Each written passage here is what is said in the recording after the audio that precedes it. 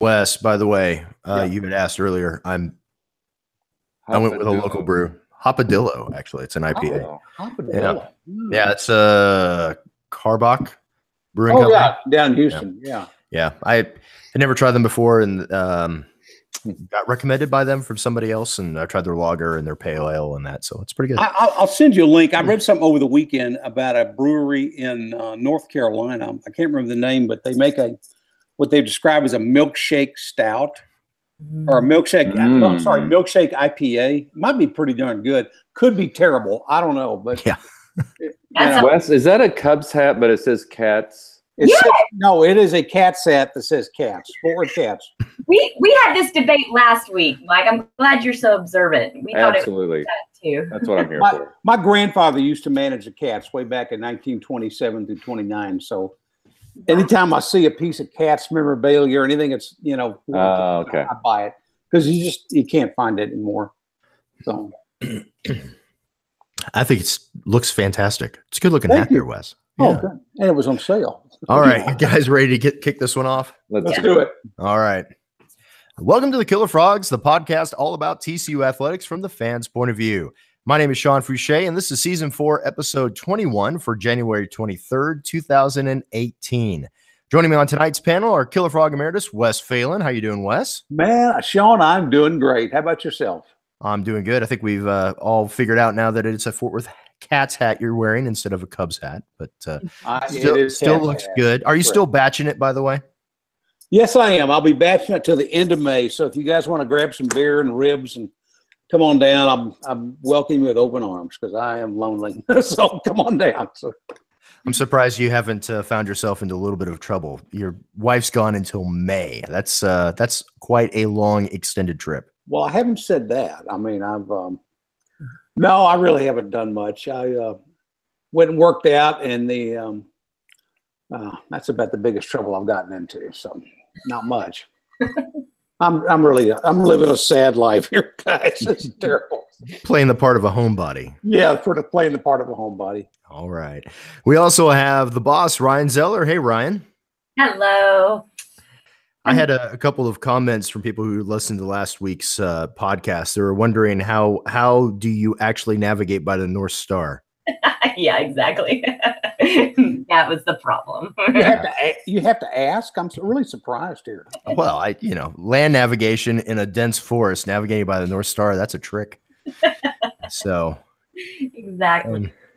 Yeah, that was a fun podcast last week. That was a fun, interesting moment with Landry saving me from the woods. And you owe him everything for saving your life.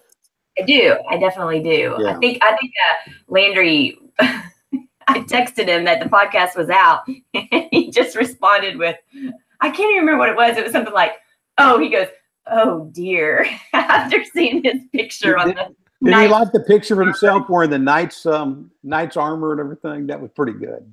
Yeah, that was brilliant. I loved it. Yeah, you got to go on Killer Frogs. We Photoshop Landry's face onto a shining white knight and his steed.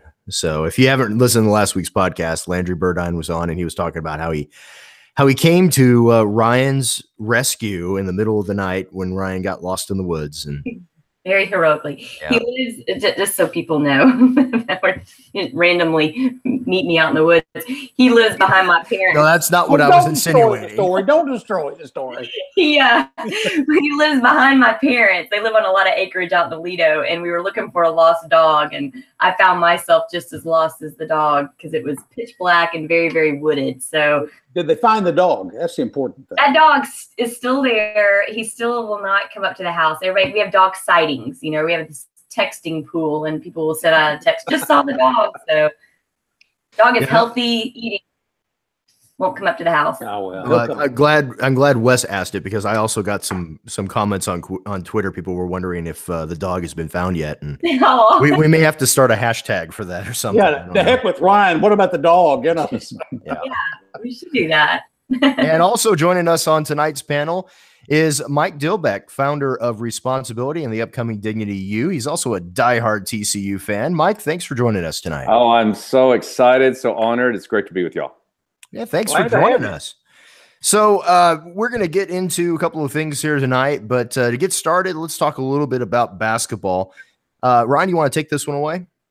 Sure. All right. So girls are still rocking and rolling. They should be ranked next time the rankings come out. So about the next time we talk to you, hopefully we'll be reporting that the girls are ranked in the top 25. They've had a couple top beat West Virginia most recently. They were ranked number 17. And of course, we all remember the huge Texas win, which was so exciting. Did that at home. And then they beat West Virginia on Saturday. Ryan, have our girls ever been ranked? Not in my lifetime that I can remember. No, I believe they were ranked back when Mitty had them for a short period of time. I think they were ranked at one point in time. But that he took them to the tournament quite a bit. And, but they never went beyond the first round. Well, here's the other question. I mean, I've never, in my lifetime, 42, never been to a women's game until this year. Couldn't have really cared less about the women's basketball. And I love it. I love it. I've been once and I loved it. Yeah. I mean, I cannot tell you how much fun they are. I just wish everybody would go to at least one game and you'd be hooked. You'll fall in love with Reagan Peebly and the girls. It's just a fun atmosphere. So it's a great atmosphere. And the fans really I started going back when Mike Peterson was the head coach, and then it carried over to Mitty, but fans really, for some reason, Peterson elevated the level of play and got us a lot more competitive. And I remember the games were a lot of fun, and we had a KillerFrogs pizza night there. So if you sat in our section, TCU cooperated with us. We had pizza there, and then Peterson and a couple of the girls came over and chatted with us after the game. It was a lot of fun, but I'll never forget my kids. It was a game against Hawaii, and one of those girls on the Hawaii team had I'm not sure how to describe the hairdo, but it was pretty bizarre. And my son stands up and he yells, "Hey, number 6, what'd you do? Lose a bet?" And the whole crowd just erupted. It was hilarious. But how long has TCU had a women's basketball program? To the best of my memory, I don't remember them when I went to school there. Mike, they've had one. I mean, I graduated in 72 or 70. They had one then? 73, yeah. But you know what? It was the kind of thing. It was attended by parents and boyfriends and just whoever happened to wander wander into the arena when a game was going on. I mean, you might have 20 people in the stands. Oh, okay. It really wasn't until Peterson was hired they started getting a little marketing behind it and a little bit of effort to get people in the stands. And then after Mitty came and got him into the NCAA tournament, 3 or 4 times, then we started getting some better crowds and the level of play. They'd have tennis. I think they had Tennessee come in once, and we went to Tennessee. And at that time, Tennessee was the top of the food chain in women's basketball. Oh yeah, yeah. And so that famous coach they have. Yep. And I actually went to Tennessee to watch them play one time. And it was a blast. And then they went to the tournament. We played Louisiana Tech, another team that was in the top of the food chain at the time. And we played them. So it was fun. And Mitty got the thing going pretty well. And then, of course, we've got he left to go to K-State, and we've got our current coach, and she's done a great job. And I think this is a tournament-bound team this year. And basketball in this league, as you know, is pretty salty. But I think our women have proven that they can play with anybody in this league. So, here's a little history. So the Frogs began playing in 1977. Okay. And they did really? Division I play in 1982. They've actually, they've done more. It's something about Reagan's personality, I think, that brings them. She's just so social and such a good person. I think people just want to support her. Oh, she's awesome. Because I mean, honestly, they've not been bad. They made the NCAA tournament to the second round in 2001, 2, 3, 4, and 6. Yeah. NCAA tournament appearances, I mean, every year, basically 2001 through 2010, just a couple years where they weren't in there. Wow. Conference tournament champions 2001, 3, and 5. conference regular season champions in 2001, 2, and 2010. So this is Reagan's third season. So obviously they're on the path again to having a fantastic year. So we'll just have to watch them closely and then see where they end up. But yeah, well, I think last year we made it to the NIT, but we got trounced in the first round, and then Reagan took over. We made it to the second round of the NIT, and then we made it to the third round of the NIT last year. So if that continues, that progression continues, hopefully she'll make it to the NCAA tournament this year. All right. Well, I'm going to say it here publicly on the podcast. I'm going to drive over from Dallas and go to a women's game. All right, I'll go with you. Okay, everybody else, join us. Everybody who's listening, join us. We'll do it. Okay, he's thrown down the gauntlet, folks. Come on. I have.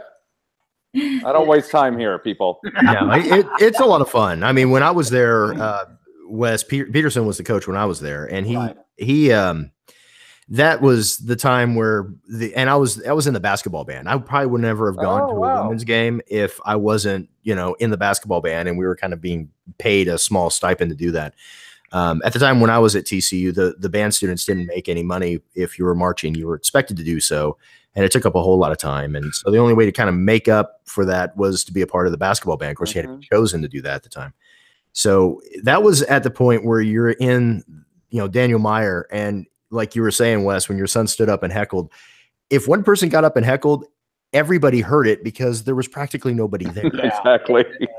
So it's changed ever so slightly, but it was one of those things where it was, friends and family and a couple people when they just kind of came in from, just kind of check it out to see what was going on. But, it got to a point there towards the end of Peterson, right when Mitty came in, where it was exciting. It was a lot of fun to go to the women's games because they were really good. It absolutely was. Yeah. And that was during Tubbs' era, and of course, everyone knows how Tubbs did with his teams, and they were exciting to watch. But I found it after about my second year doing the basketball band at TCU, I was looking forward more to going to the girls' games than I was for watching Tubbs guys play. Well, you know what a little secret here that Tubbs never really talked about, but Peterson told me once is that Tubbs liked good basketball minds, and Peterson had one, whether it was girls' basketball or men's basketball is basketball in his mind. So Tubbs had always had Peterson talk to him about the other team and help him break down the other team. And he was actually kind of a de facto men's basketball coach while serving as women's basketball coach. And he was, that one year we went 27-6 or 26-7. I can't remember what the record was, but it was a darn good record. And Peterson was helping him out quite a bit during that season. So that was the season we lost to Florida State in the first round, wasn't it? Correct. Yeah. Yep. I remember that. We drove all the way up to Oklahoma or something, only to get back on the bus and come right back. Yep. But Pete was great. I mean, a very approachable guy, very nice. And I remember when he left, he called me up and he said, "Hey, there's a guy named Earl from Mesquite that says he's on the Fred fan." You're covering your microphone, Wes. Oh, I'm sorry. Okay. He called me up. I thought, what happened?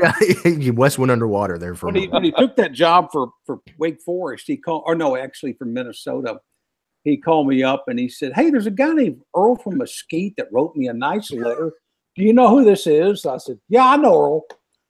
And that's about all it went. But he's kind of a thoughtful guy. He'd call you up and say, "Hey, so-and-so sent me a nice letter," or you guys did something really nice. I appreciated that.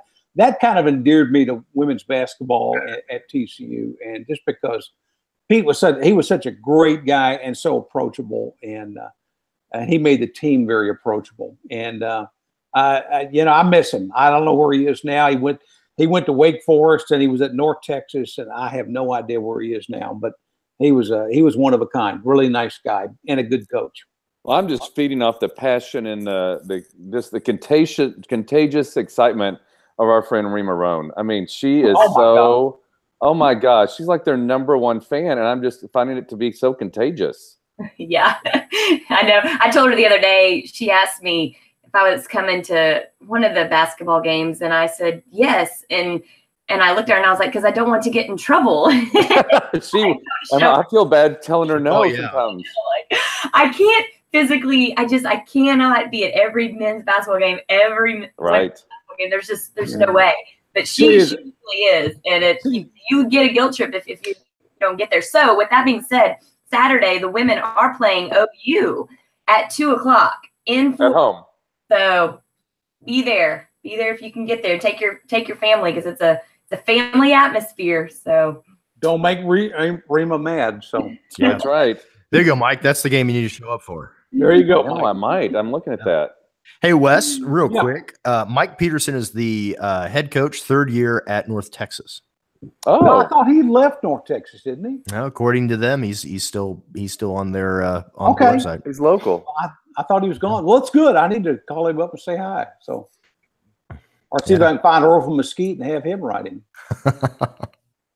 Yeah, kind of an inside Killer Frogs joke there for those of you who are listening. So go to killerfrogs.com and search for Earl from Mesquite. Earl is from Seaman, Oklahoma, and he's lost a toe, and I don't know what else to tell you. Oh, poor Earl. He's a unique character. So. He likes grinding. He likes grinding. As he misspelled quite often. Earl can't spell. No, poor But Earl. he's all TCU. Can't spell, can't wear flip-flops. Oh,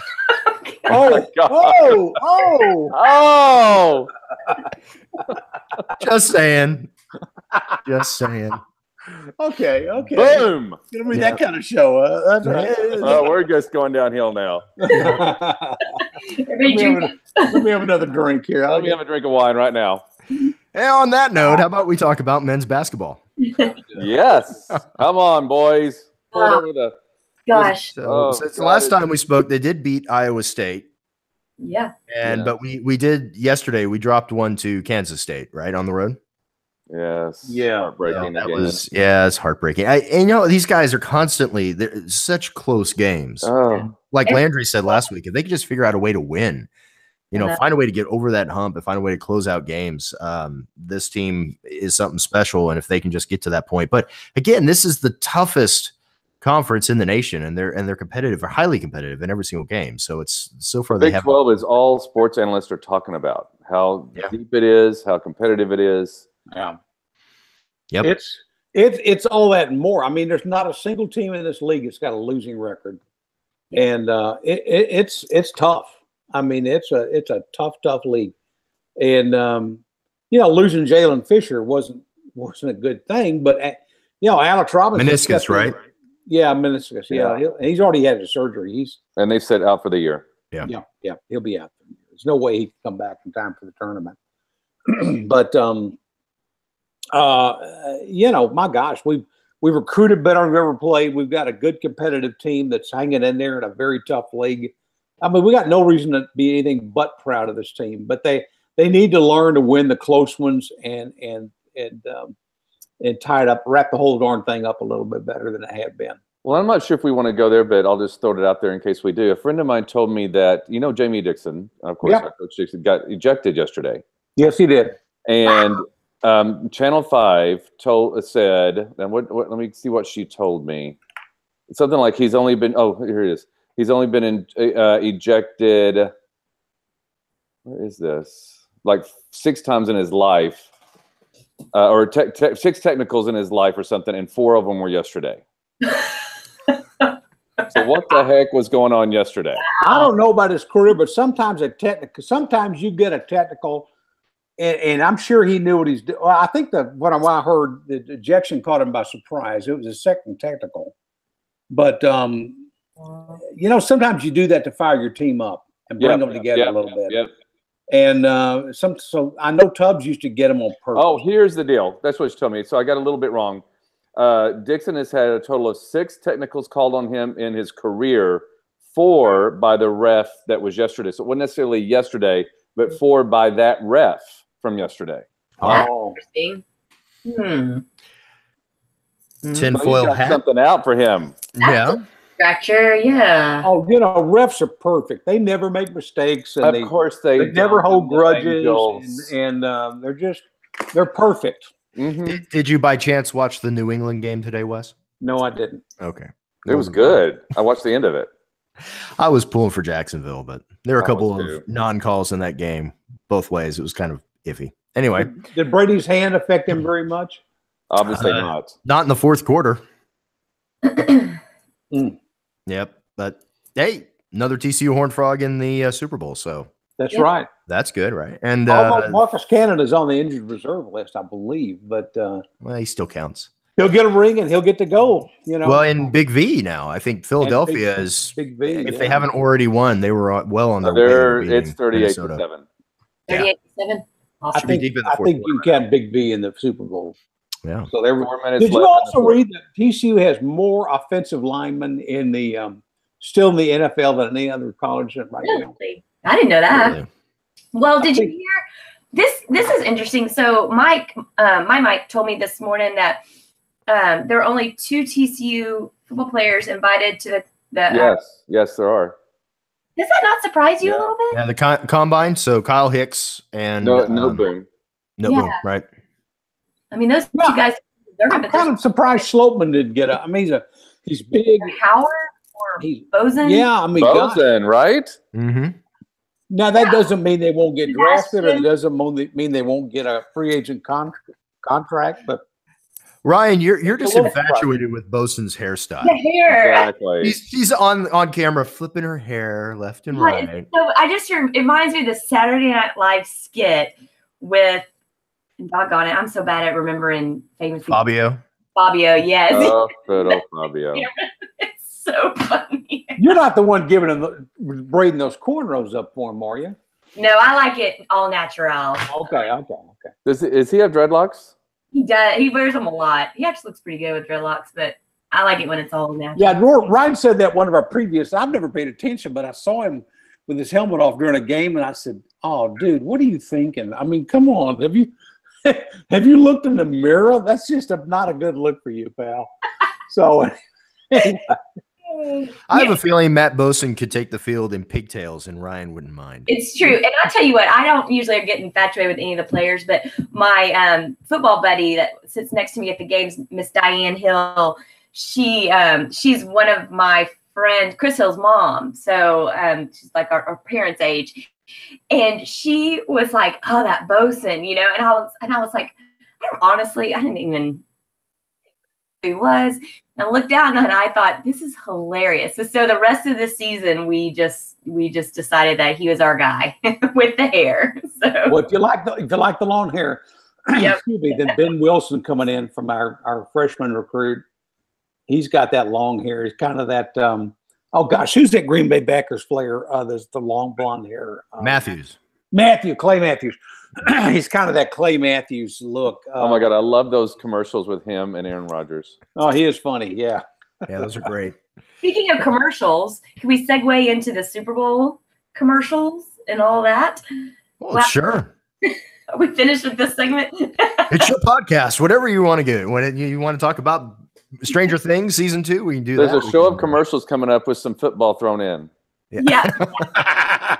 Well, given the fact that it's going to be New England and Philly, I'm taking that tact as well. I'm going to go for the commercials and the free beer. Who's going to win that one?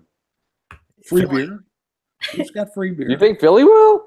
I think Philly will. Oh wow, I would love that. And I hate Philadelphia. I a longtime Cowboy fan. Yeah, Philadelphia, but I hate New England more. So I'm tired of New England winning, like I am Alabama.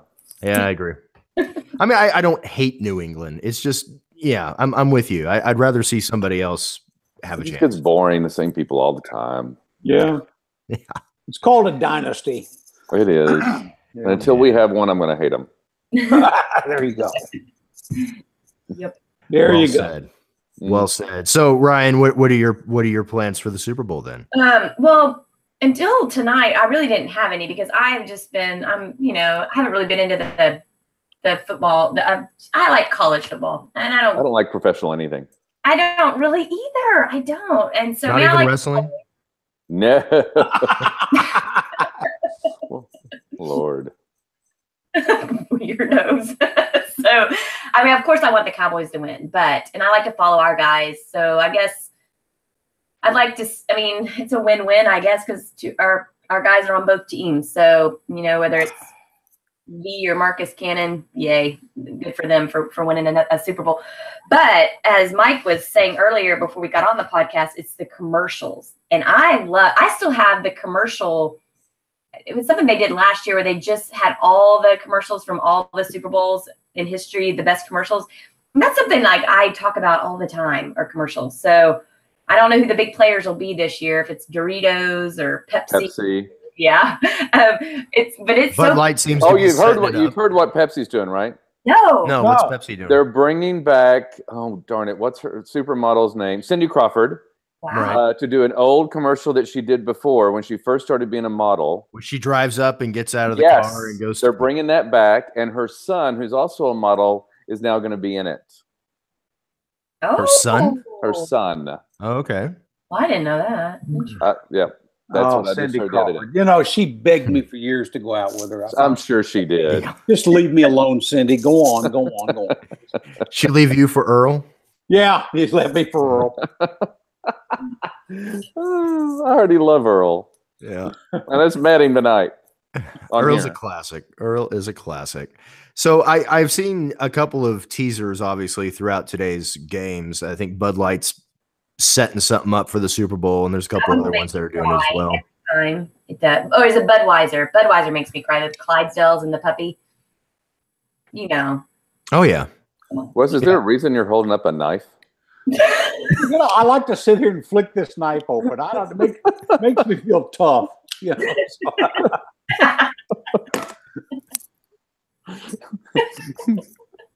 This podcast is taking all sorts of weird turns. I love it. This is great. Oh my gosh! I think I'm going to sharpen it after the podcast. Yeah.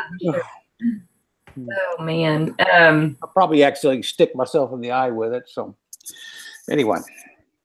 Or cut off a toe. Or cut off a toe. With Earl. Yeah. One of those things. So other than Super Bowl ads and I thought of a couple of things, TCU, that I just read recently. Baseball was ranked in 2 different polls, 3rd and 7th. Wow. I don't know if y'all talked about that before. So that's one of those came out this week, and we're right neck and neck in different polls with Texas Tech. Yeah, and there's so many teams in our. It's going to be like basketball. I mean, there's a ton of Big 12 teams ranked, so it's going to be tough this year. Yep. Yeah, and then Tech's got a good team. I mean, they were. They return a lot of their pitching frontline pitchers, but we do too. And I've read one analyst to say we probably have the 3rd best returning starting lineup in college baseball. Now, the kicker to that is we've got a new catcher, we've got a new second baseman, new third baseman, new second baseman, new shortstop. Basically, the entire infield. Yeah, and a new center fielder.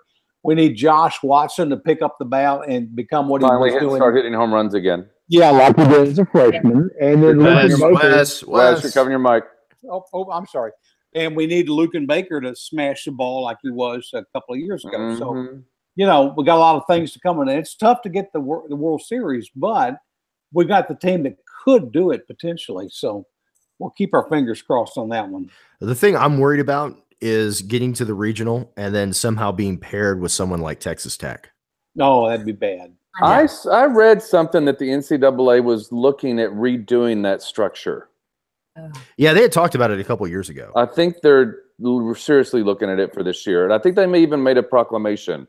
And I'm not educated to go any further than this, but I think they've changed to where you don't play certain teams. Yeah. Yeah. Well, that would be good. I mean, right now, Texas Tech, if regionals were selected today, they'd probably get their own, and we would too. But that's before the first pitch has been thrown. So that's right. We know all about preseason polls. They're not going to put both of us in the same region right now at this point today. We might get somebody like Indiana State or something like that, or Valparaiso or somebody, but there's always going to be a team from up north or northeast, which you haven't heard of, but earn the right to be there. The regionals are fun. It looks like the big change here is that for this year, the committee is going to see the top 16 instead. Oh, that's right. That's right. Oh, okay. That's right. Instead of 8. So yeah, that would, unless we just have a season below par, I guess I should say. I think that would play into our favor in that case. Yeah. So, and the men's tennis team won this weekend 5-2 over Arizona State. Yes, I've got to go see one of those. Oh, they're so fun. Do they play indoors or are they playing outdoors? Outdoors. They are. Okay, good. I want to go see that. That's such a beautiful place on campus. It's so surreal. I tell you, David Roditi is Definitely. Tut Bartson 2.0. I mean, he played for Tut. He was, and he is. I know he talks to Tut every day, and Tut is one of the best, nicest people in the world, and one of the best coaches out there ever. It's a great atmosphere. A lot of times they bring free pizza, popcorn, different things. Oh, yeah, we definitely need to go support them. Real quick, I just pulled up the rankings for baseball. Of course, we got Florida ranked #1, but then Tech is #3. This is the one where TCU is #7. But then you've got A&M at 10. And then, and I just say A&M because we usually always are getting put up against them. And we'll play Dallas Baptist. They're #18, which is great. They must have a good team. Texas is 21. West Virginia is 22. Houston, if they were to ever join our the Big 12, they're #24. So that's. I think there's the other poll that's always looked at in baseball. You never know which is the poll. It's so confusing. It's not like the AP has a poll. Yeah, we're #3 and Tech is #4. Isn't that weird? Huh. Gosh, I mean, Tech is so good. It's like one's D1 baseball and one's another one that I can't remember.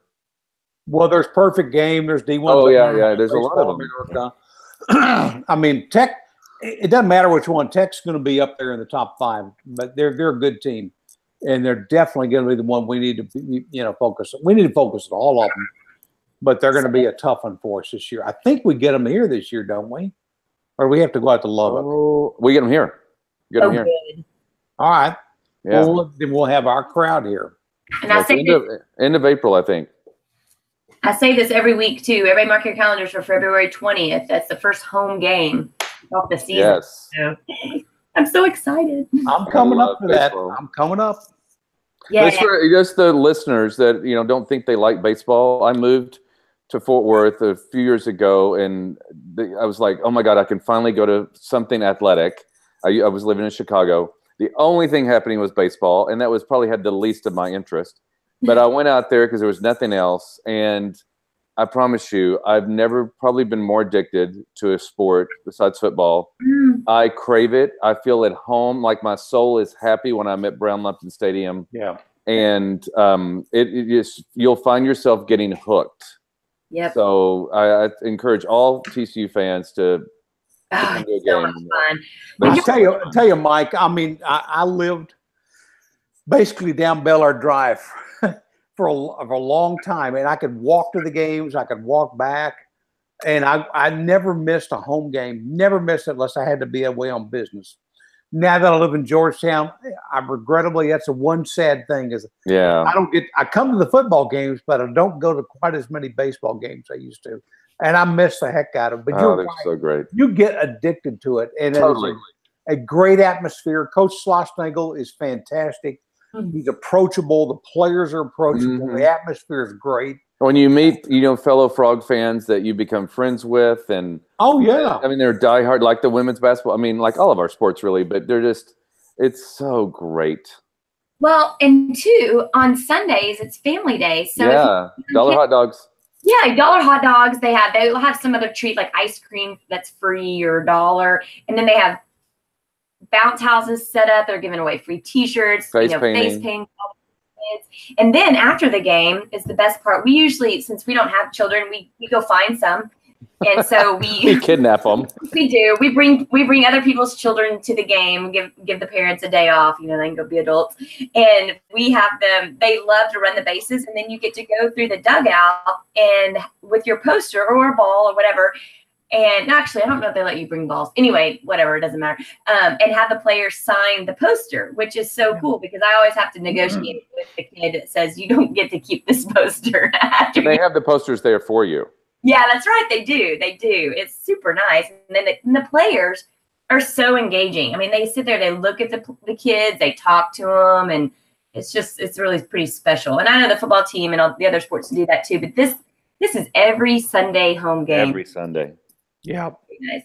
It's a great atmosphere. And folks, if you haven't been out there, do yourself a favor and come to one of the games. I mean, the Frogs need you, but you'll have fun and you'll get hooked and you'll buy season tickets. I have never liked baseball in my life. I thought it was slow and boring, blah, blah, blah. And I can't. I mean, I drive from Dallas 3 times on a weekend. Yep. To go to every home series. It's crazy addicting. And I tell you what, baseball is such a great sport. And I grew up in a baseball family. You know, those of you know me and know my family. Then my granddad played for the Cubs and the Reds, and was a manager of the minor leagues and owned a team. And I've been around it my whole life. I can't get enough of it. And if you were to see my walls in my house here, I've got baseball pictures hanging up that just, you know, dating back to the 1915s and 1920s. I mean, my office here, my house, where I'm talking from right now, is kind of a baseball museum. And I just every once in a while, you just need something to kind of reinvigorate you. And TCU baseball has done that. And it's been so much fun. I can't stay away from it. And I think if anybody gives it a chance, they'll do the same. They won't be able to put it away. Yeah, I'd like to add this. You know, I graduated in 1987, my first time, and 89 with my master's. And I don't even think, I mean, baseball wasn't even on the radar. I mean, there was a baseball diamond right by Daniel Meyer Coliseum. I think it had all of 5 little bleachers there. Yep. I thought it was like a practice field. I mean, I never even thought about going to a game because we probably sucked. I don't even know. And then to look at it now, it's one of those surreal things to come back as an alum, which, you know, it's hard to even recognize our university sometimes. It's so different and grown and, you know, crazy, beautiful. Right. And but, you know, the fact that we've been the College World Series the last 4 years in a row, which is absolutely crazy, phenomenal. You know, it's just we've grown up and we're a national brand and people know us. Mm-hmm. That's true. It's amazing. That's, that's how the stands were when Sean and I were at school in 98. Yeah. Same 5 levels of wooden bleachers that you get on, no bathrooms, no concession stands. Nothing. Not unless Daniel Meyer was unlocked. Yeah. Yeah, exactly. That's pretty much, that was the way it was when I went to school there. I mean, they had a good team. We were always a contention for the conference crown. Frank Windiger was the coach, and it was always TCU, Texas, and A&M. I remember that battling out. Yeah, but we had some great players, but then it kind of died and went by the wayside. We had a string of coaches that didn't really do the job, and then finally, when they built the Lupton Stadium and got Schlossnagel, we got back on the map again, and it's been nothing but great. Yep. Yeah, just really quickly, I'll share one of my proudest moments of being a Frog fan. And I'll give a big shout out to my friend Meredith Pogson.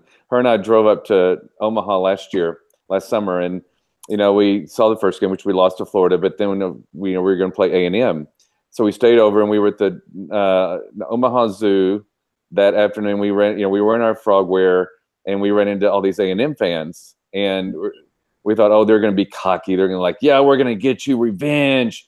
This is our moment. And we made comments from yeah, see you tonight. And they're like, we don't want to see you tonight. That was such a proud moment.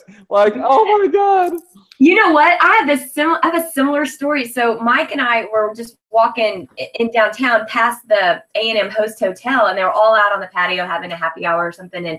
And I looked over, and immediately you almost feel like you need to put on your body armor because you're just ready. I know. For them to start, verbally abusing you. And so we just we looked at them, but we smiled, whatever. And they all, everybody who spoke out to us just said, go easy on us. Oh, yeah.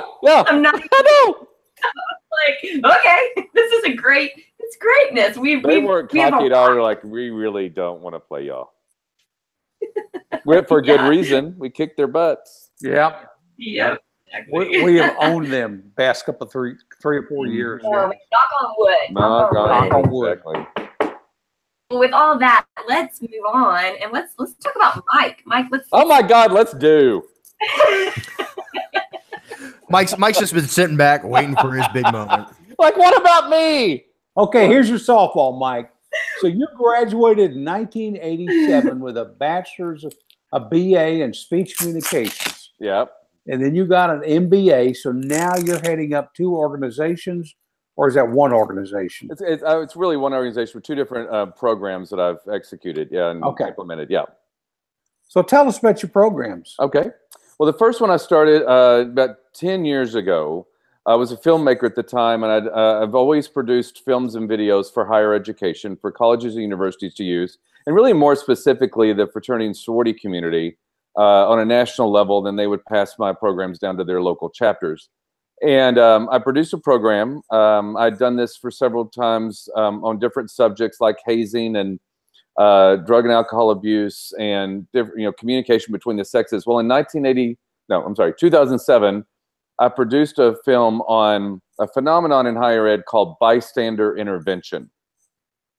And if you don't know what that is, I'll explain it to you. And because that is still my message today, even though it's evolved, I've made it more simple. And I now it's called now a call. Well, the program name is Response Ability, which is 2 words. It's really our ability to respond in any given moment.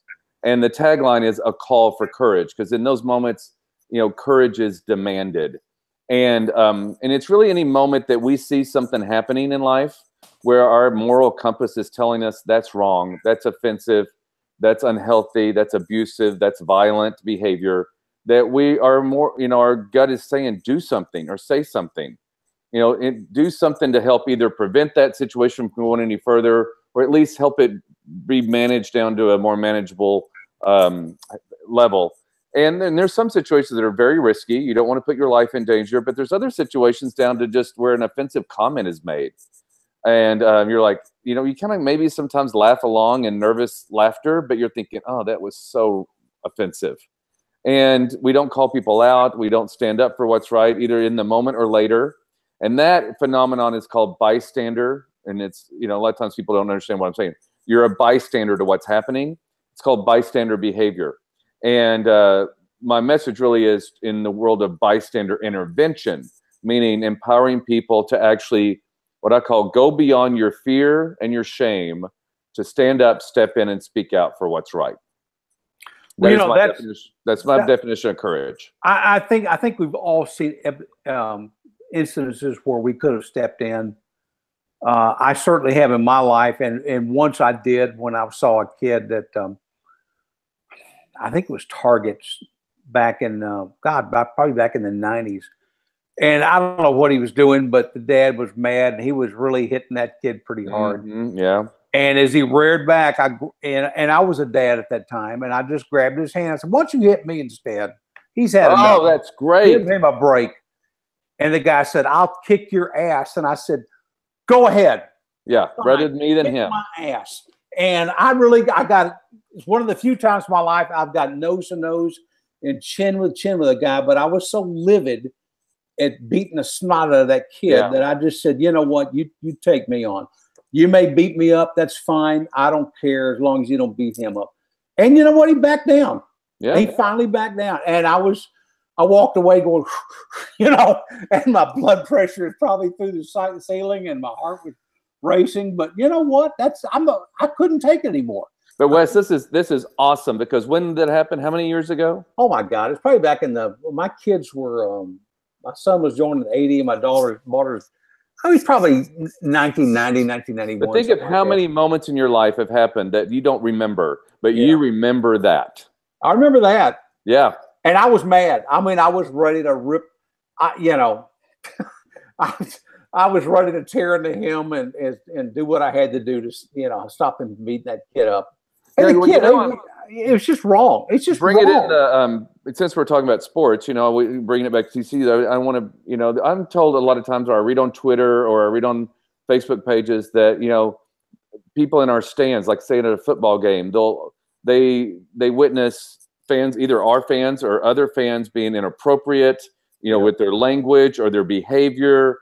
And, they either do something about it or they don't. And that's one of those moments. Like, I know it's wrong. There's kids around and they're saying the F-bomb every other word, or, they could be abusive and drunk, and I'm the first to say, you don't need to get involved and put your own self in danger, but let campus police know, and I think there's a texting number we have at football games that you can do, but that's a way of intervening. But how many times do we sit back and go, well, I'm sure somebody else has, or, well, it's none of our business. Yeah, it's none of my business. It's not affecting me personally. Or, well, maybe somebody else will do something. Or, nobody else is doing anything. It must not be a problem. I must be the only one offended by it. And we make excuses, or we come up with reasons, and it's usually to let ourselves off the hook, or our fear takes over. Yeah. Well, you know, Mike, we all know right from wrong. We do. And we should not let our fear in a situation like that. You just got to do it. And if you're committed to it, if it's just, you know, you're teaching your kids a lesson there, not to let somebody go off and do something that's wrong like that. And I couldn't stand there and watch that guy beat that kid anymore. It was son. He says, "My son, I'll do what I want." Yeah, when it comes to parents, it's really tricky, you know, because you know, there's different things there's different factors in every situation. There's different details and circumstances and things that are involved in it. And when you have parents, you're like, that's even tricky. When you know the person or don't know when it's family, it's tricky. It's just, there's different levels of tricky and risk and all that stuff that are involved. So I tell people, I'm never going to, you know, whether I'm speaking in front of their group or talking one-on-one, I'm never going to tell you what to do. That is not my position. I don't have the right. I don't know your life. I don't know your values. I don't know where you place yourself in all that. But I'm here to empower you to go beyond what stops you, whatever that is, whether it be fear or shame. And both of those are the key factors that stop us. Shame is, I'm not good enough. I'm not powerful enough. You know, that we shame ourselves into thinking that we're not the one. And so those two factors come in play. And I'm like, just go beyond those and empower yourself to do what you want to do in that moment. But at the same time, taking, you know, keep your safety in mind. Don't go crazy and put your life at risk. You know, because in those situations, there's usually trained professionals that you can reach out to do the job for you. But at least get the ball rolling. Let them know. Well, I think that generally, if these people see that you're serious, you know, and you're not, you've gone this far, then I think they're most of the time, and I say that, I don't know, you probably know better than I, but that I think when somebody sees that you're serious about it and you're willing to step in there and take a shot to keep that kid from getting one, they're going to back down. Well, unfortunately, Wes, you're right. And that's the word I use the word unfortunately, because probably very few, if any, people have ever been serious with them or ever had the courage to stick up to them. So when someone actually does have that courage, it kind of like shocks them. Yeah. Yeah, exactly. Now, my wife said, you know, that guy's probably going to go out to his truck, get a shotgun, and blow it. So, you know, but it didn't happen. And I think by that time, enough people in that store had called the manager, and, you know, there was enough people in there to, you know, I think security had been called, or maybe the police. I don't know. All I know is I confronted him. It was over. And, you know, after my heart, my blood pressure went down and my heart started racing, you know, I felt pretty good about it. I felt, you know, maybe I've done something good here. As you should. For once in my life. Yeah. I want to add something real quick. I don't know if any of y'all listen to TED Talks, but I love TED Talks, especially when I'm on a road trip. My favorite TED Talk is called Lollipop Moments. And I don't know if any of you have listened to it, but it's about leadership. And I think one thing that happens with leadership, be a leader. It doesn't mean you're type A personality, extroverted, well-educated. You know, anybody can be a leader at any level. And I think that's what we forget in society. It's like, you know, in moments like that, people look at it and think, well, I can't. You know, that's a situation where you choose to lead and make the right decision. Mm-hmm. And people just don't have the confidence in themselves to do that. And this TED Talk is about telling everybody that they have the ability to lead no matter who they are. It's just a matter of choosing. And I love the message, because this one wasn't about standing up for anybody, but this girl was going to college, and she got to the university and was standing in line, and she looked at her mom and she said, I don't want to do this. I don't want to go away to college. I want to stay at home. And she just got really, you know, the fear started eating her up, and her mom was very good. She said, you know what, let's go ahead and go through the process. And once you've gone through the process, if you still decide you don't want to go to college, then that is fine. We will support you on what your next venture in life is. Well, about that time, the guy who actually gives the TED Talks walks over, and he was a representative for the university. And there's another boy standing in front of her, and he looks at it's probably been 2 years since I've listened to this TED Talk, but he says something where he introduces those two just by happenstance, and something about he hands the boy a lollipop, and he said, "Why don't you hand the girl behind you a lollipop?" And so he's all embarrassed, and he does. Well, fast forward, she stays in college because of that moment, because she had met somebody. She actually had a friend just because of that lollipop moment, and then. Come to find out, she ends up she graduated and sent the guy giving the TED Talk an invitation to their wedding. They ended up getting married. I mean, wow. It was just, what? Seriously, y'all, it's a lollipop moment. It is like a little dum-dum sucker. You know, it's so small, but created a huge wave that just tumbled and had just ongoing effects on their lives. And so you think about that, you're like, oh, it's not a big deal. It may not be a big deal to you, but it may not even be a big deal to the person that you're talking to. Yeah. But that person over there that's watching, you may be affecting their life when it comes to, I mean, you know, the sky's the limit of what people are going through. So if you feel compelled to do something, don't stop out of fear. Do it, because you're making that. It has a domino effect. Impact. When you intervene, other people will follow you. They're waiting. So many people are waiting for that one person to do something. They don't see themselves as being that person. Yeah. They're waiting for somebody to step out, and then they'll follow. Yeah, because people they always think of what are the consequences of me if I do this. You know, I mean, and you can't think about that. If you feel compelled to do it and you're standing up for someone and there's something you feel is right, we all know the difference between right and wrong. We always know when we're making the wrong decision. So that's a very good message. I would love everybody to go out and listen to that TED Talk and try to have as many lollipop moments in your life as possible. So responsibility, 2 words. How'd you come up with that? Just because that's a long story. We were producing the film on it, and we couldn't come up with the title. We were going to production, doing a whole 3-day shoot in Sedona, Arizona. And I think it's something to be said for the air and the ambiance of Sedona, Arizona. We were at breakfast one morning, and that just came to one of us, the production team. And they're like, and it just landed with us. We're like, yes, that's it. You know, what I call it going clunk. It just went clunk. That's it. And it's been the program name for 10 years now. That's amazing. So where all have you been to? You mentioned that you just recently were out at TCU giving. I have been. I spoke to. No, it wasn't this year. It was I spoke. Yeah. Well, it was last fall. So it's been longer than I thought. I spoke to all the new fraternity and sorority members with my message, and I've spoken in over 250 colleges and universities over the past 10 years. Over 350 keynotes. Wow. Yeah, I'm very blessed. Yeah, that's really amazing. And some companies and organizations as well. But so in all that time, have you received any feedback from some of the students you've talked to? Oh, I do live interaction. Well, I do live technology interaction with the student, all my audience, regardless of who they are. And I have this program that they can interact with me through using their phones, and they can share their stories with me. I have thousands upon thousands of stories that people have shared with me about either when they were a bystander and did nothing to a situation, but most of them are when other people, what they've endured in their life, and other people were bystanders to it. Yeah. You know, I was just, you know, I read some of them every time I do a keynote, just to make it real. And a student shared with me that her uncle had sexually violated her for 5 years. Oh my God. And the whole family knew it, and have never said anything or stood up for her.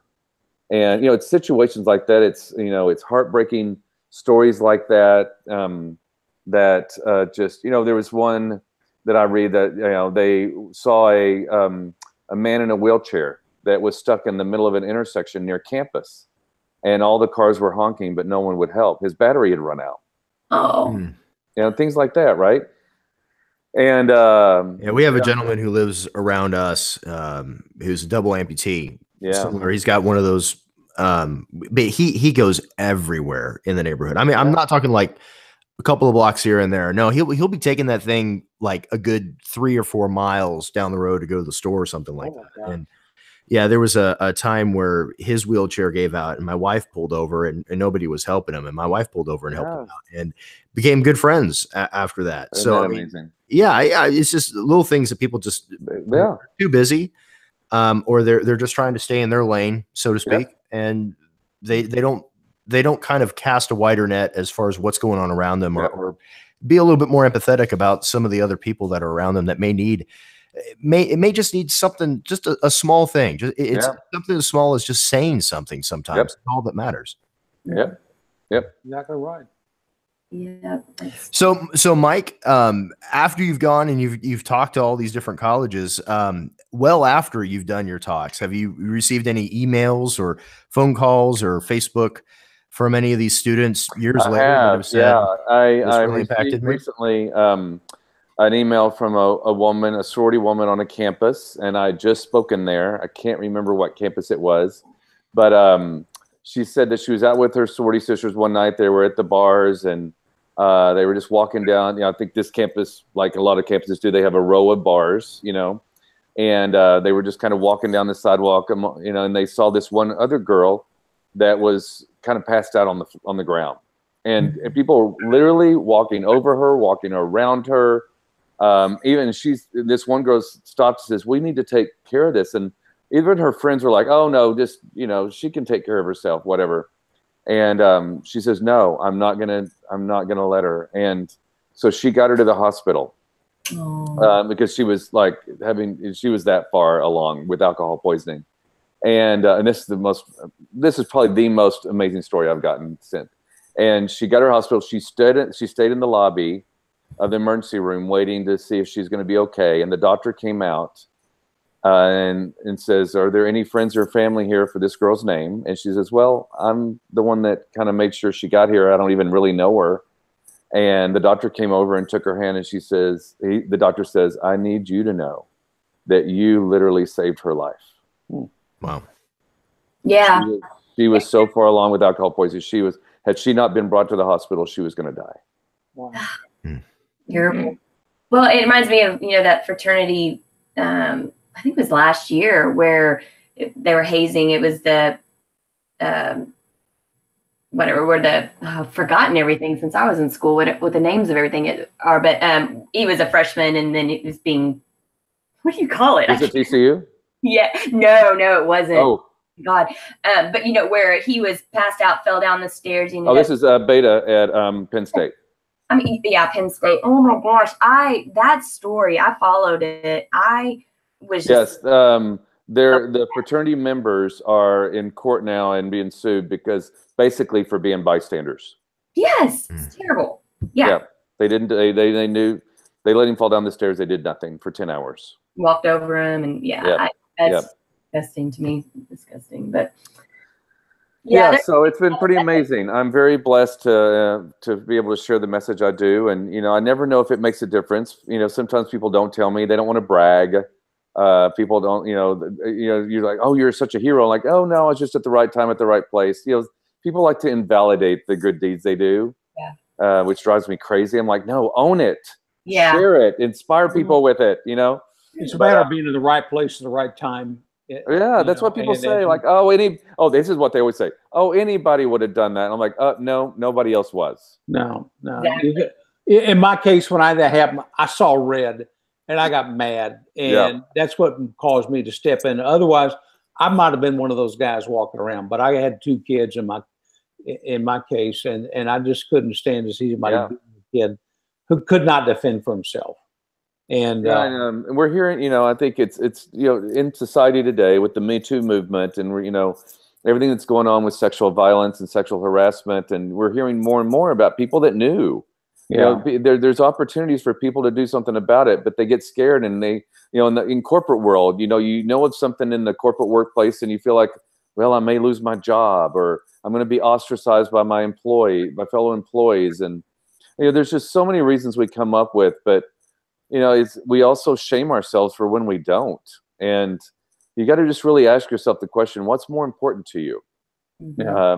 What are you going to be able to go to bed at night and put your head on your pillow and sleep well, knowing? And, and I don't do what I don't shit on people.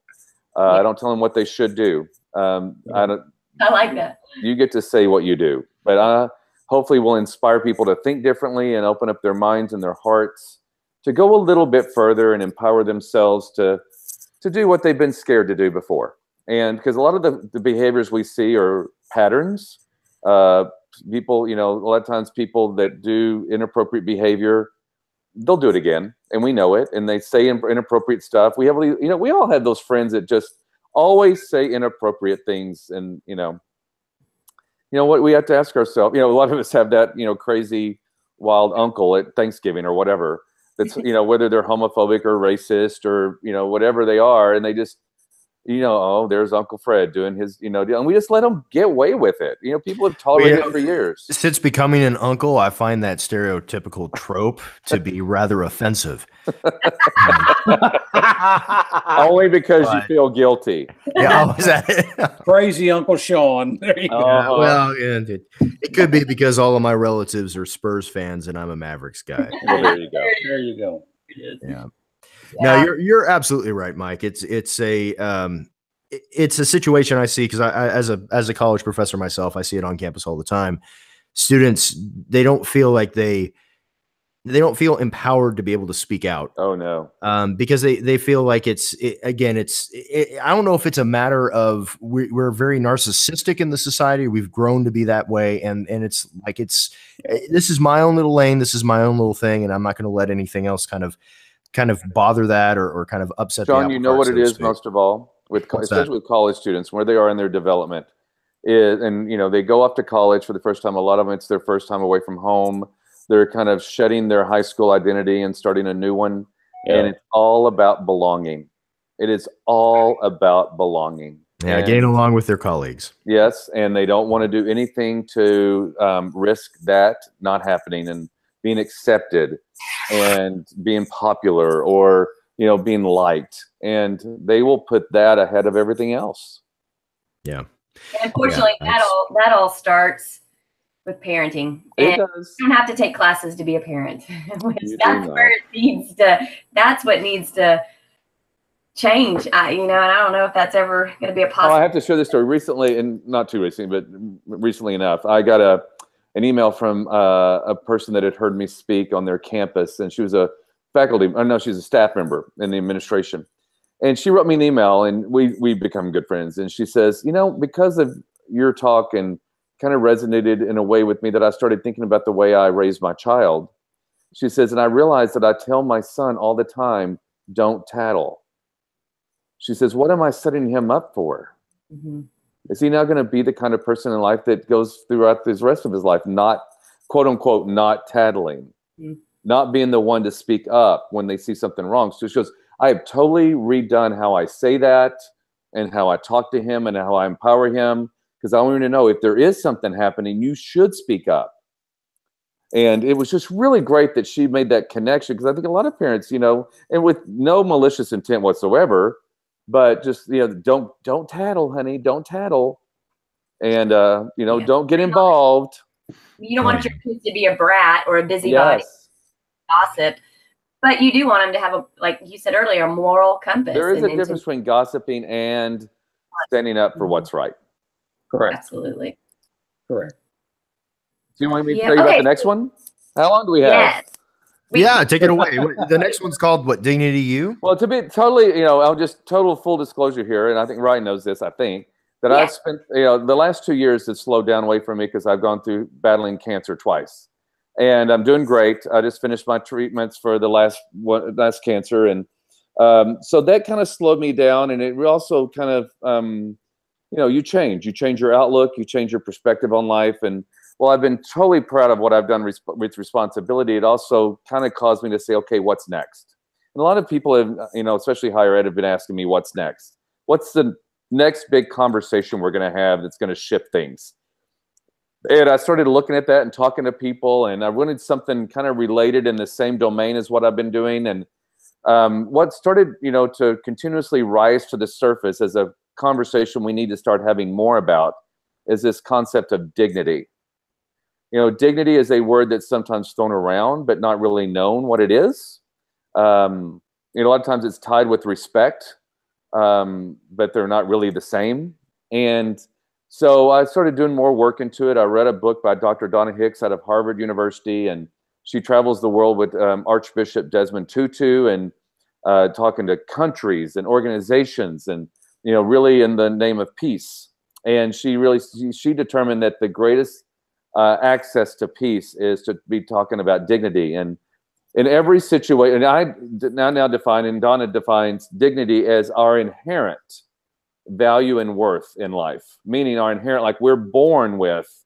If you go to the website the program I'm developing, and we've done the soft launch, we've gone live with the website, and the hard launch of the program will be in June.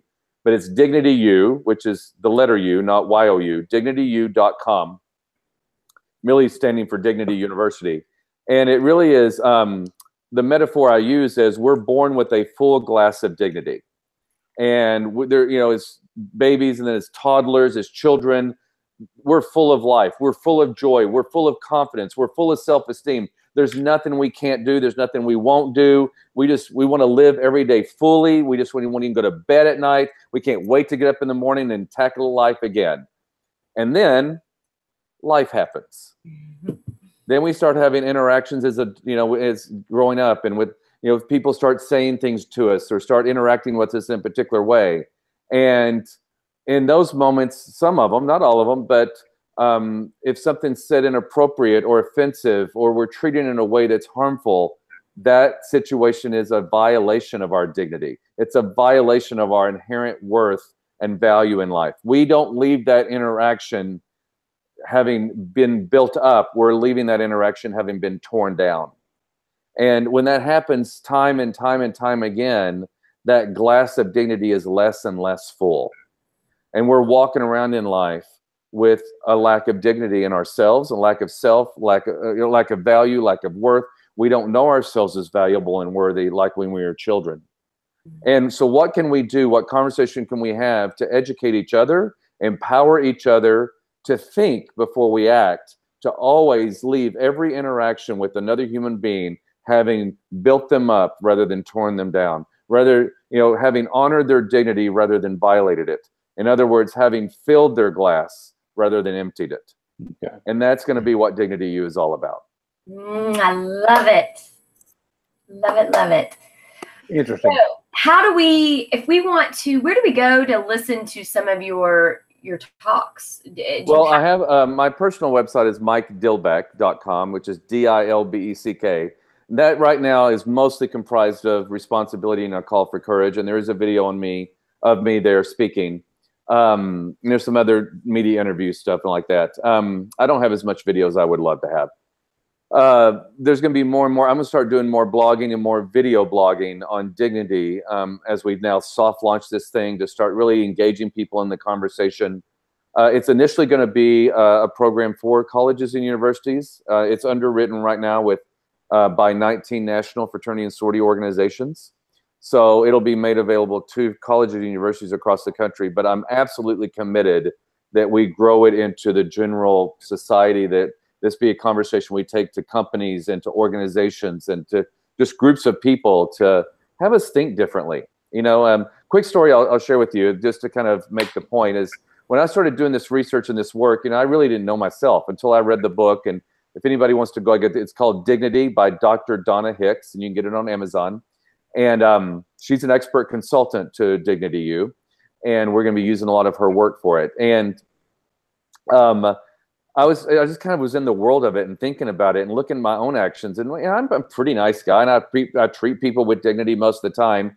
But there was one particular Monday that, and I work from home, and it was a typical Monday, so to speak. And some things happened that put me in a bad mood, and I don't remember what they were, but I was just irritable and annoyed, and I thought, I got to get out of here and go get some lunch. And so I walked down to Jason's Deli down the street, and I was standing in line. It was really busy. I was standing in line behind these businessmen and all dressed up in their coat and tie. And there's this man in front of me, and he walks up to the counter, and there was a Muslim lady waiting on us. Or she was the server at the register and to take our order.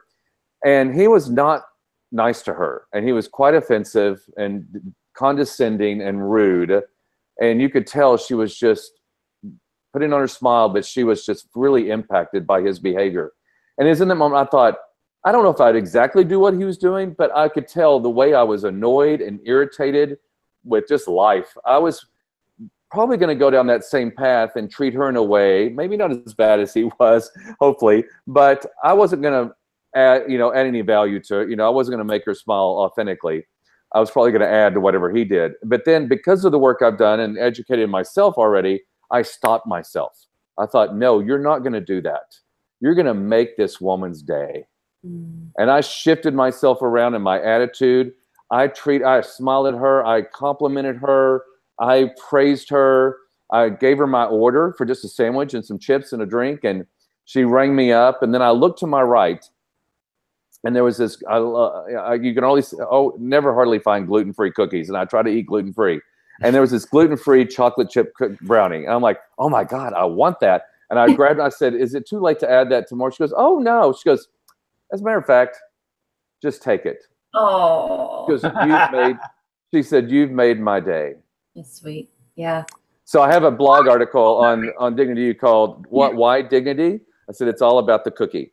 And so or the gluten-free brownie, as the case may be. Exactly. There you go. Even better. So that's just a real life. Like I knew where I was about to, in some way, probably violate her dignity, like the man in front of me. But I'm like, no, I'm not going to do that. I'm just not going to do that. And it took a shift in me to not do that. And I think we can all stand in shifting ourselves in certain moments to treat someone in a different way than what we would likely treat them for whatever reason. Excellent. Yeah, I do. It's just awareness, it's knowing yourself, and it's the angel and the devil. There's so many times I'm going down a road and half of me is saying, don't do it, just stop now, don't do it. And then I'm like, I'm doing it. You're fighting that inner battle. You do. We fight with ourselves. And we're busy and we're into ourselves, into our own agendas and our own schedules and getting where we need to get and doing what we need to do. That, it takes something. And I acknowledge that. I'm not one of these rose-colored glasses, just be the perfect angel kind of people. Like, we have a lot of crap to deal with in life, and that's real. But sometimes we just have opportunities to slow down or even stop and say, hold on a minute. What can I do here that's distinct from what I probably would do, what I call my default way of acting? Yeah. Without thinking about it. Yeah. That's true. Yeah. What, Matthew 7:12, right? Do unto others. Yeah. As you would have done to you. Exactly. Go ahead. No, we just don't live that way. Yeah. No, a lot of people don't, and a lot of people should. And it's I think what you're doing, Mike, is great. It's God's work, man. Thank you, bud. It's fantastic to hear, and thanks for sharing it with us. And again, it's your personal website is MikeDilbeck.com. Okay, and then how do we get to? I know you said you soft launched Dignity U. It's just DignityU.com. That is, and it's make sure you don't do YOU. Do DignityU.com. Yeah, right. The letter U. Yeah. And there's information on MikeDilbeck.com as well. I mean, you can go there to get to Dignity U. Do you have a YouTube or Twitter or Facebook? I have Twitter. My name is Mike Dilbeck. I was lucky enough to get my name, and I don't tweet a lot, but I respond. Of course, I'm on Facebook, and Responsibility is on Facebook. Dignity U has a Facebook page. I really haven't launched it publicly yet. I mean, I'm putting stuff on it before I do, but you can certainly search it under Dignity U on Facebook, and it's there, and you can certainly fan it, become a fan of it. And just different ways to keep updated. On DignityU.com, you can give me your name and email address, and you'll be updated from time to time on the progress of the program. That's fantastic. So everybody go out and check out Dignity U and check out Mike online. Thanks, bud. And man, we appreciate you joining. I love being here. I want to do it more. Yeah. Keep us posted, and we'll do updates on where you are with everything, especially if something really fantastic happens, a neat story. Come on and tell it. And I'd like to add this one piece though. So Mike, like he said earlier, he's as crazy a TCU fan as the rest of us. And bless his heart. Except for when it comes to Ohio State. Hate them. Oh God, people stop. Are you talking about Mike? Which Mike are you talking about? I'm talking about you, but oh, okay. I thought you were talking about Mike. Yeah, it's a the other Mike. That's a tough situation altogether. But anyway, no, but Mike Dillbeck, this is how, I mean, I don't think I wouldn't have done this. I would have been doing the poor me thing probably, but literally so funny. Like remember us talking about the bowl game, Mike? We were like, we're not going, we are going. Okay, we're doing it. We're back and forth. And then we booked it. And then you're like, oh, I'm not going to be able to go because for those of y'all who didn't know, Mike was having to literally go to radiation every single day. Yeah. I mean, every day. Did not have time off like you do with chemo where you take a break. So, but I kid you not, he texted me at the bowl game and said, I'm on my way. He basically just got done with radiation and drove down to San Antonio. And next thing I know, I'm, hearing from him before the game and we're meeting up at the team hotel after the game. I mean, did you end up driving back that night? No, I stayed. I drove down there. I left at noon. Of course, as many people know, there was that dang truck that turned over with avocados. So I was rerouted, and it took me 6 or 7 hours to get to San Antonio, but nothing was going to stop me. I didn't have a ticket to the game. I didn't have a place to stay. But I would settle the fact I was just not going to go. I'm going to watch it on TV.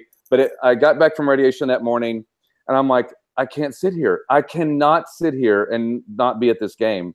And I'm like, I got to go. So I just hopped in my car and got us on StubHub, and I don't know how the universe just works in mysterious ways. I got a ticket literally in front of my friend who was going to the game, sat with him and his friends, and I crashed with them in their hotel room that night and drove back the next morning to get to my radiation treatment that afternoon.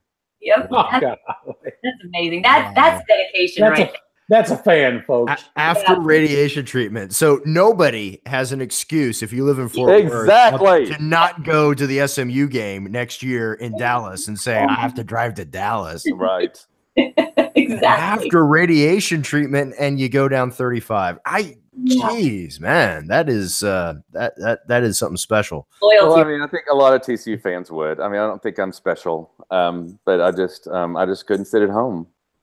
I know it's just what we do, right? We love it. We're nuts. I don't know. I've seen a couple of my loved ones go through radiation treatment, and I don't think either of them would have been up for a 6-hour road trip afterwards. So no, I'm a little crazy, man.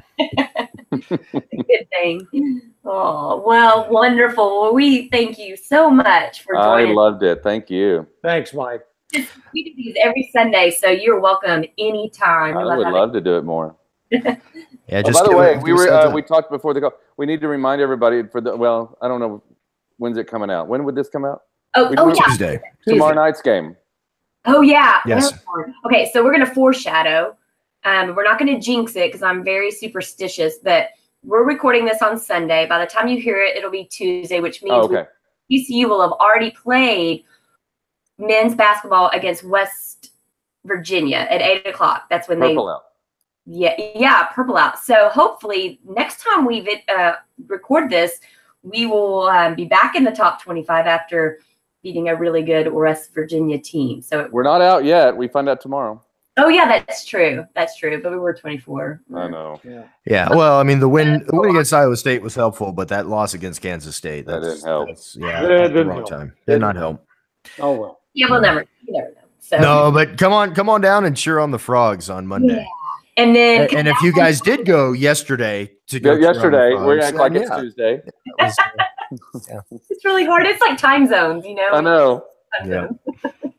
Oh, well, and then go out on Saturday to the OU women's game because that's going to be a good one. So I'm not looking. So we play tomorrow night. What's the next game this week? Don't we usually have 2 games a week, or do we not have? The boys are in Nashville. I noticed. Oh, they're playing Vanderbilt. Yes, so they're out of town. Yeah. And then, it's kind of an easy week. So it's really, the SEC Big 12 thing. Mm-hmm. Yeah, it's gonna be a good game, and I hope we can sweep this week. I think it'll be great. Oh, it'd be awesome. It would be amazing. We need it. I'm sure our team needs it for morale. Yes, they have to be just so beat up. Just so close. Yeah.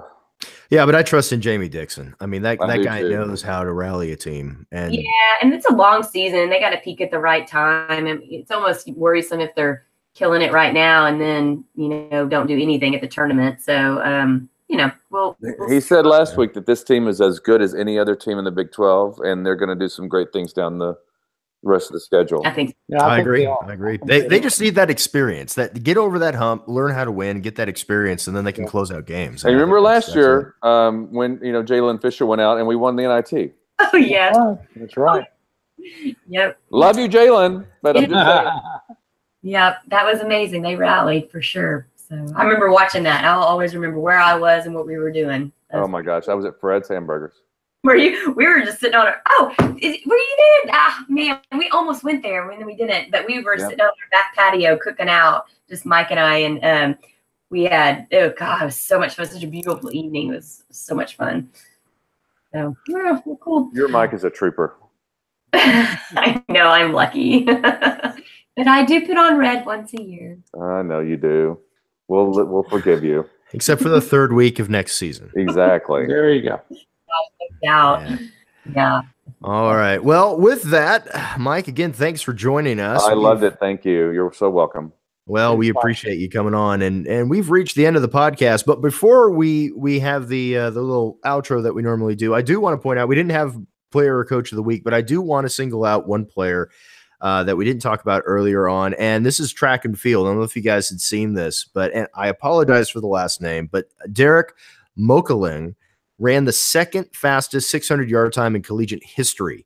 Wow. Yes, finishing 1 minute 8 seconds 0.18 against the number 10 Red Raiders in their invitational. And here's the funny thing. That would have been the fastest collegiate time since 1987, except the guy who beat him in the race beat him by 2/100ths of a second. Oh. Yes. So, but it was huge. And later on in that particular meet, he ran the final leg in the 4x400 relay, and he ended up getting ahead of Texas Tech at the very last leg of that. So, Derek was unbelievable with track and field. That's so I want to shout out to him because Sean, is our track team ranked? No, I don't believe they are ranked at the moment. No, but I mean they've been in and out of track and field. Yeah. I don't want to say I know everything about track and field, but yeah, it's one of those interesting sports. I mean, you got a lot of individuals and overall make the team. So, it's great. I mean, we have had speedsters on this track and field team for a long time. Yeah, and we've made the commitment, since Eric Hyman was the AD to, but here before this time, and we've always been known as a sprint team. So we've had a 4x100 and some of the sprints we've been really strong in, but they've decided to go with more events. So they've been tried to recruit more in the field events and middle distances. And so we've tried to be more of a complete track team, which is good. And we actually have a facility now for them to compete in. Which, oh my God, it's awesome. When I went to school there, the track was around the old baseball field. Yeah. And it only had 3 lanes, I think, out of 3 or 4 lanes, possibly that were competitive that you could actually run on, because when they laid the surface down, they didn't clean it off or level it off good, and so there were still some pretty big little rocks and stones that were under there, and they couldn't even. There was the ranked track team; they couldn't even hold a home track meet. So it was what we did, what we accomplished, what we had to work out on was pretty remarkable. Yeah, they've come a long way, and it's good to see. But I mean, TCU athletics, this is something we were talking about last week with Landry. I mean, some of the younger fans, they don't realize that. I have absolutely no idea what it was like, back in the days of the Southwest, towards the end of the Southwest Conference, and the years we were wandering the conference wilderness, so to speak. So it's great. It's great to see. We've made a huge commitment to athletics and academics, and the school is thriving because of that. Yeah. So not till you've seen the bottom can you appreciate where you are right now. So amen. And we have seen the bottom. Yeah, far too many times. Mm-hmm. Yeah. So, and with that, we are now done with the podcast. Do want to thank everybody who's been listening to us out there. We are available on iTunes, Google Play, and Stitcher, pretty much anywhere you can find podcasts. Again, if you're listening to us on iTunes, please jump on over there and give us a 5-star rating. We'd greatly appreciate that. You can also find us on social media. We're on Twitter and Instagram at @killer_frogs. Got to put the underscore in there, @killer_frogs. Also find us on Facebook, facebook.com/KillerFrogs. And of course, you can go on to killerfrogs.com and get a free account and join in at one of the largest or the largest online communities for TCU athletics and discuss TCU athletics with the rest of us knuckleheads. And with that, we are done for the night. Thanks everybody joining us. And it's the time in the podcast where we all say, Go Frogs. Go Frogs. Thanks again, Mike. Hey, Mike. So fun. Is that a big ass fan hanging up behind you right there? I see it in your mirror. It is a big ass fan. I mean, I was going to ask you that, by the way.